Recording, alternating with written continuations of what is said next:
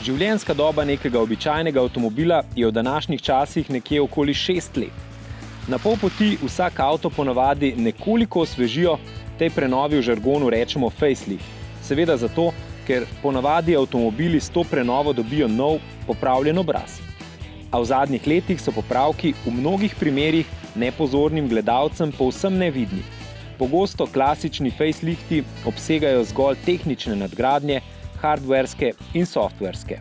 Vse več pa je faceliftov, kjer je malo tako oblikovnih kot tehničnih popravkov, pa avto kljub temu dobi etiketo novi. In Clio je vzorčen primer.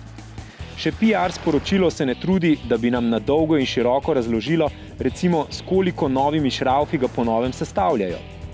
Tako so pri tem Cliu novosti kvečemu novi LED žarometi, pa še ti so oblikovno enake oblike. Tudi v kabini so popravki zgolj v detajlih.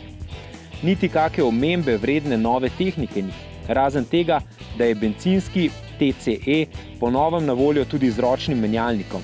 A nikakor te nove verzije ne vzemite, preizkušeni samodejni menjalnik je namreč prava stvar. Ampak ali je to slabo, če popravkov ni veliko?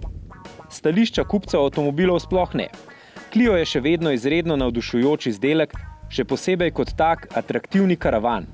Z minimalnim številom popravkov pa imamo bolj kot ne težave zgolj mi novinarji, ki ob takšnih minimalnih prenovah nimamo o čem poročati.